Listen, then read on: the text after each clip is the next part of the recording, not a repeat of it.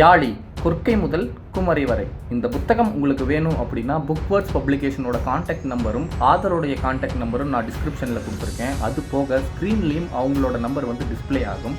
மறக்காமல் வாங்கி பயன்படுத்திக்கோங்க.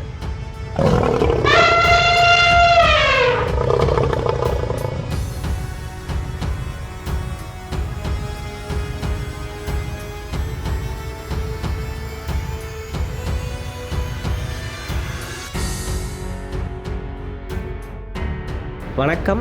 நம்ம வீட்டு நூலகம் உங்களை அன்புடன் வரவேற்கிறது.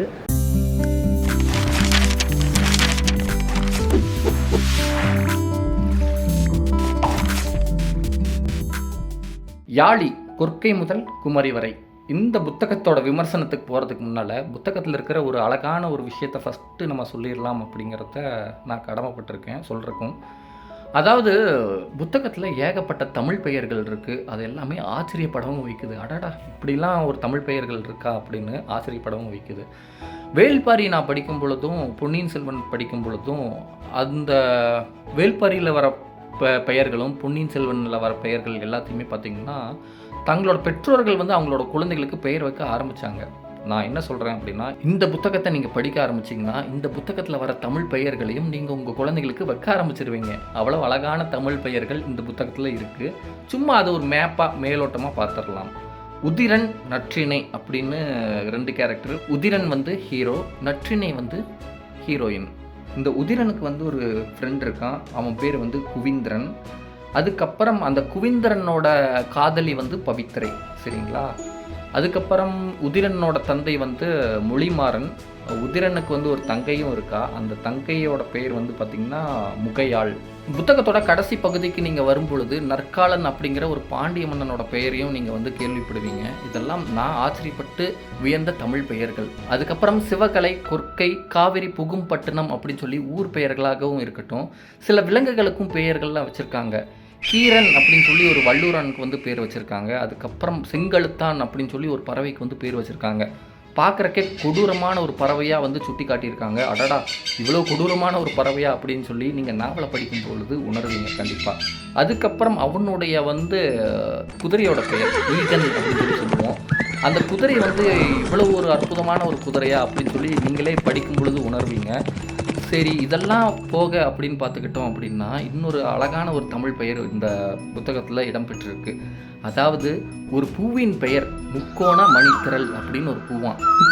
இதெல்லாம் படிக்கும் பொழுது அழகான தமிழ் பெயர்கள்லாம் இவர் எங்கேருந்து இப்படிலாம் சூஸ் பண்ணியிருப்பார் அப்படின்னு நம்மளையே ஆச்சரியப்பட வைக்குது. என் பேர் வந்து சுகுமார். நான் வந்து இன்ஜினியரிங் முடிச்சுட்டு ஐடி துறையில் வேலை பார்க்குறேன். எனக்கு குமரிக்கண்டத்தை பற்றியும் யாழியோட அந்த மிருகத்தை பற்றியும் எனக்கு சின்ன வயசுலேருந்தே ஒரு ஆர்வம்.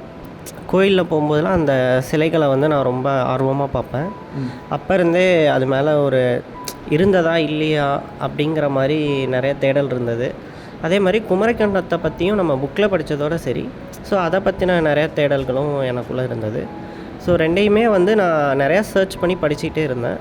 சரி, இதை வச்சு நம்ம ஏன் ஒரு கதை பண்ணக்கூடாது, கதை எழுதக்கூடாது அப்படிங்கிற ஆர்வம் வந்தது. ஸோ ஒரு ரெண்டையும் இணைச்சி நான் ஒரு புக் எழுதியிருக்கேன். சுருக்கமாக இந்த புத்தகத்தோட கதையை சொல்லணும் அப்படின்னா, ஒரு உதிரன் அப்படிங்கிற ஒரு வீரன் இளைஞன், அவன் வந்து யாழையை தேடி பயணமாக போகிறது தான் இந்த ஒரு கதை.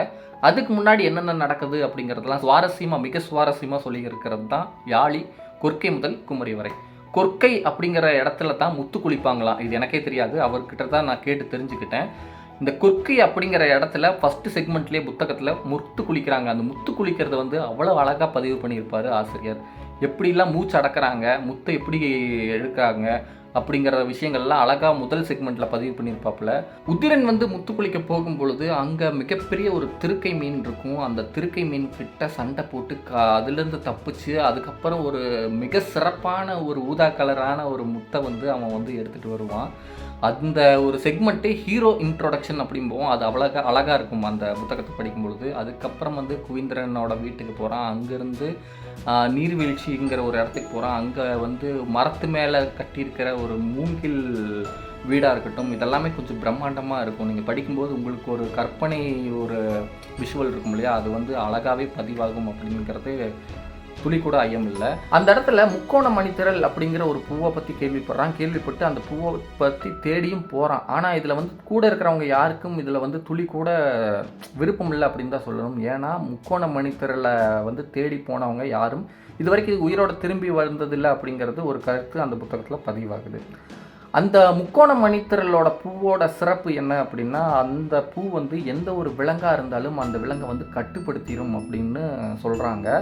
அந்த முக்கோண மணித்திரளை வந்து தேடி போகிறான். அந்த முக்கோண மணித்திரள் பூவும் அவனுக்கு கிடைக்குது. ஆச்சரியம் என்ன அப்படின்னா, அவன் திரும்பி வந்துடுவான். அதுக்கப்புறம் எல்லாருமே ஆச்சரியப்படுறாங்க. உலகின் மிக சிறந்த சுத்தமான வீரனாக இருப்பானாட்டிருக்கே இவன் அப்படின்னு சொல்லி எல்லாருமே வாய்ப்பிழந்து நிற்கிறாங்க. அதுக்கப்புறம் சத்புகு அப்படிங்கிற ஒரு பெரியவரை போய் பார்க்குறான். அந்த பெரியவரை வந்து ஏற்கனவே அவன் சந்திச்சிருப்பான். அது எந்த மாதிரியான ஒரு சந்திப்பு அப்படிங்கிறத நீங்கள் புத்தகத்தை பார்த்து தெரிஞ்சுக்கங்க.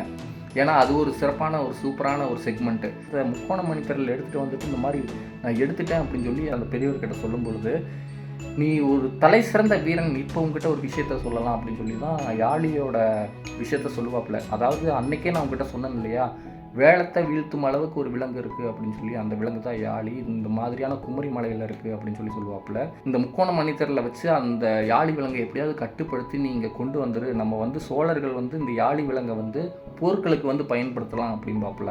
இவனுக்கு தான் ஒரு விஷயத்தை தேடி போகிறது அப்படின்னா ரொம்ப பிடிக்குமே. அதுக்கப்புறம் யாழி விலங்கை வந்து தேடி போகிறான். அதுக்கப்புறம் யாழி விலங்கை பார்த்தானா இல்லையா அப்படிங்கிறது தான் கதை. இதுக்கு நடுவில் தான் நற்றினையை வந்து அவன் சந்திப்பான். இந்த நற்றினை அப்படிங்கிற அந்த பொண்ணை வந்து எப்படி சந்திச்சு அவன் மேலே எப்படி வந்து காதல் கொள்கிறான் அப்படிங்கிறதும் அழகான ஒரு திரைக்கதை தான் இந்த யாழி கொர்க்கை முதல் குமரி வரை. நான் படித்த முதல் புத்தகம் வந்து பொன்னியின் செல்வன் தான். அதுவுமே வந்து ஒருத்தர் சஜஸ்ட் பண்ணி அப்படி படித்தது தான். அப்போ இருந்து எனக்கு புத்தகங்கள் மேலே ஆர்வம் அதிகமானது. அதுக்கப்புறம் நிறைய புத்தகங்கள் நான் தேடி தேடி படிக்க ஆரம்பித்தேன். அப்புறம் தமிழ் புத்தகங்கள் மேலே எனக்கு ரொம்ப ஆர்வம் இருக்குது. அதே மாதிரி தமிழ் மேலேயும் எனக்கு ரொம்ப ஆர்வம் இருக்குது. ஸோ அதனால் வந்து நம்ம அந்த லைனில் அப்போ இருந்தே இன்ஜினியரிங் முடித்ததுலேருந்தே எனக்கு வந்து எழுதணும் அப்படிங்கிற ஆர்வம் இருந்தது. பட் அது எப்படி பண்ணணும், என்ன பண்ணணும் எதுவுமே எனக்கு தெரியல. நிறையா பேப்பரில் எழுதி கிழிச்சிலாம் போட்டாச்சு. ஸோ அதுக்கான தருணமாக இப்போ தான் எனக்கு அமைஞ்சது. அதாவது இந்த புத்தகத்தில் எனக்கு இன்னும் பிடிச்ச ஒரு விஷயம் என்ன அப்படின்னா, இந்த ஓலைச்சுவடிகள்லாம் இருக்கு இல்லையா, அதெல்லாம் எப்படி தயாரிக்கிறது அப்படிங்கிறது கூட டீட்டெயில்டாக ஆசிரியர் வந்து எழுதியிருப்பார். நீங்கள் புத்தகத்தை வாங்கி படிக்கிற மாதிரி இருந்தால் பக்கம் எண் 138 மைண்டில் வச்சுக்கோங்க.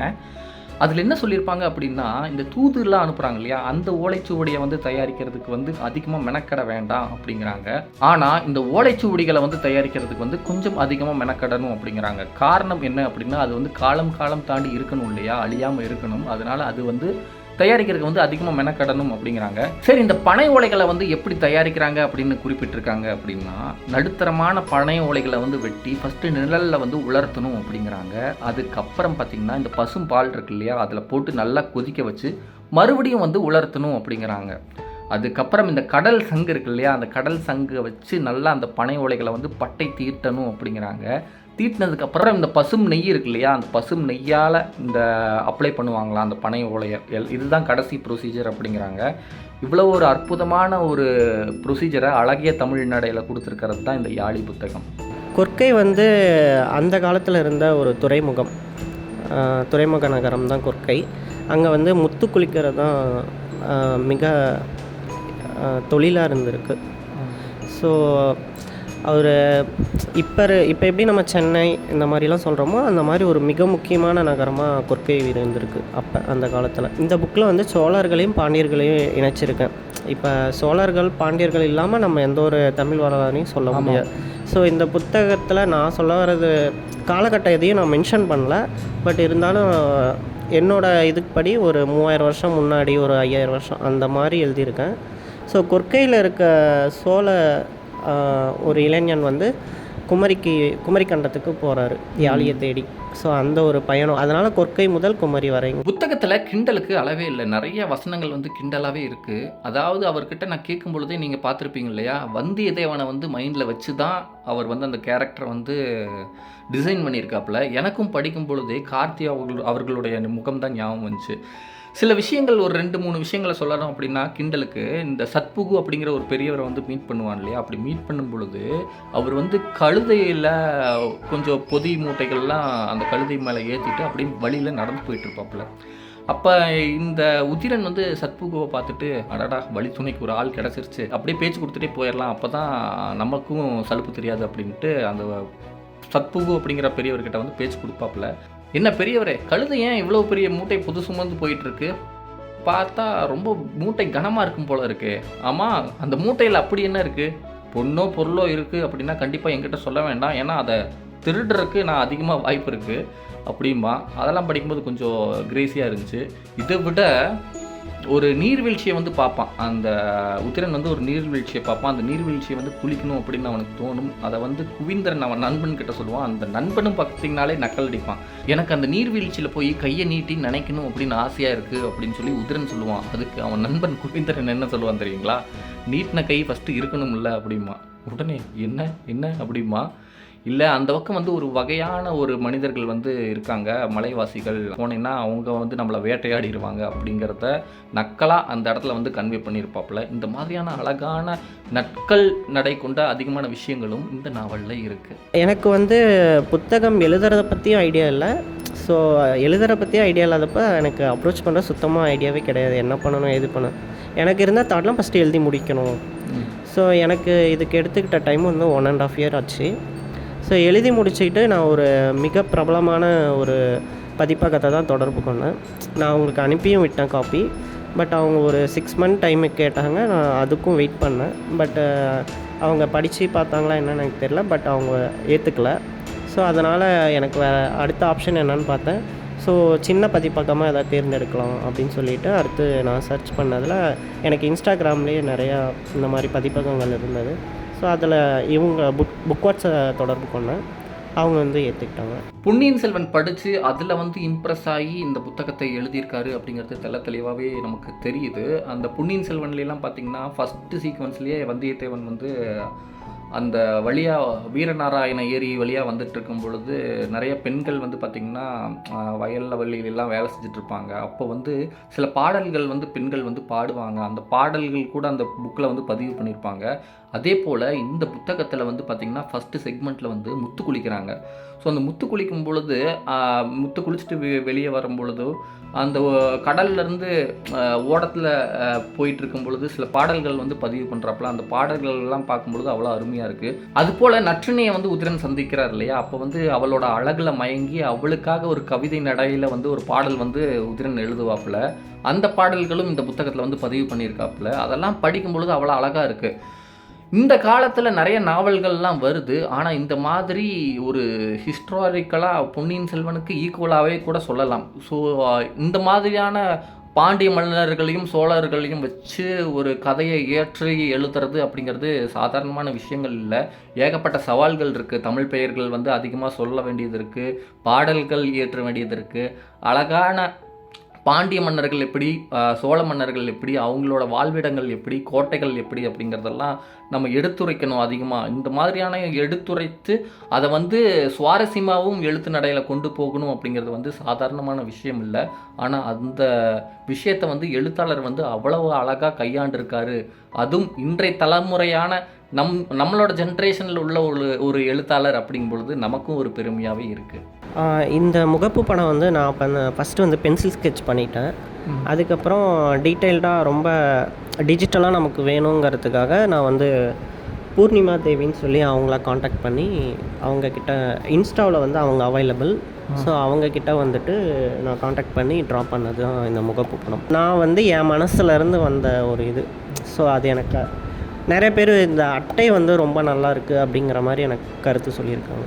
கன்க்ளூஷன் அப்படின்னு பார்த்தோம்னா இந்த புத்தகத்தில் யாழி மிருகத்தை பற்றி ஒரே ஒரு செக்மெண்ட் தான் வருது. அது போக வந்து யாழி மிருகத்தை பற்றி சொல்லலை. அதை பற்றி நான் அவர்கிட்டயே பர்சனலாக கேட்கும் பொழுது இது வந்து முதல் பகுதி தான், 2வது பகுதி இருக்குது அப்படின்னாரு. ஸோ நான் 2வது பகுதியில் எதிர்பார்க்கறது என்னென்ன விஷயம் அப்படின்னா, யாழியை வச்சு இன்னும் கொஞ்சம் நல்லா ப்ளே பண்ணால் நல்லாயிருக்கும் அப்படிங்கிறேன். இந்த யாழி அப்படிங்கிறது பார்த்திங்கன்னா வெறும் கஜ யாழியை மட்டும்தான் இந்த புத்தகத்தில் பதிவு பண்ணியிருக்காப்புல. யாழியில் நிறைய வகைகள் இருக்குது. மகர யாழி இருக்குது, சிம்ம யாழி இருக்குது. இது எல்லாத்தையுமே அவங்க வந்து கொண்டு வந்தால் நல்லாயிருக்கும் அப்படிங்கிறதும் என்னோட கருத்து. அது போக முகையாள் இருக்காங்க இல்லையா, உதிரனோட தங்கை, அந்த முகையாள் அவ்வளவு ஒரு வீரமாக காட்டியிருப்பாங்க அந்த பெண்மணியை. குதிரை ஏற்றமாக இருக்கட்டும், வில் விதையாக இருக்கட்டும், அவ்வளோ ஒரு வீரமாக இருக்கும். அவங்களுக்கு ஒரு காதல் கதை அவங்க பர்சனலாக ஏதாவது இருந்துச்சுன்னா அதை கொஞ்சம் ஒரு பதிவு பண்ணாலும் நல்லாயிருக்கும் அப்படிங்கிறது என்னோட தனிப்பட்ட ஒரு கருத்து. அது போக நற்றினையும் பார்த்திங்கன்னா ஒரு 2 செக்மெண்ட்டில் தான் வந்திருப்பாங்க. அவங்களுக்கான காதல் வந்து 2 செக்மெண்ட்டாக இருந்தாலும் அது வந்து மிக தெளிவாக கச்சிதமாக அமைஞ்சிருச்சு அப்படின்னு தான் சொல்லணும். இருந்தாலும் அவங்க வந்து கல்யாணம் பண்ணிக்கிட்டாங்களா இல்லையா அப்படிங்கிற விஷயங்கள் எல்லாமே இனி 2வது பகுதியில் இனி சொல்லுவாருன்னு நினைக்கிறேன். நற்றினைக்கும் உதிரனுக்கும் நடுவில் இருக்கிற அந்த கெமிஸ்ட்ரி வந்து ஃபுல்லாக செகண்ட் பார்ட்டில் இருக்கும் அப்படிங்கிறதும் நான் நம்புகிறேன். மேலும் யாழியோட விளையாட்டும் இருக்கும் அப்படிங்கிறதையும் நான் நம்புகிறேன். யாழி கொர்க்கை முதல் குமரி வரை இந்த முதல் பார்ட்டை பற்றி நான் பேசணும் அப்படின்னா எனக்கு சாட்டிஸ்ஃபேக்ஷன் தான். அழகான தமிழ் நடை, நல்ல திரைக்கதை அதெல்லாம் இருந்துச்சு அப்படிங்கிறதையும் சொல்லலாம். 2வது பார்ட்டுக்காக ஈகராக வெயிட் பண்ணிகிட்ருக்கேன். கண்டிப்பாக அந்த புத்தகத்தையும் நான் விமர்சனம் பண்ணுவேன் அப்படிங்கிறத நம்புகிறேன். ஸோ நீங்களும் என்னை போலவே வெயிட் பண்ணிட்டு இருந்தீங்கன்னா காத்திருங்க, கொஞ்ச காலம்தான். சந்திப்போம் யாழியின் 2வது பாக விமர்சனத்தில். நன்றி, வணக்கம்.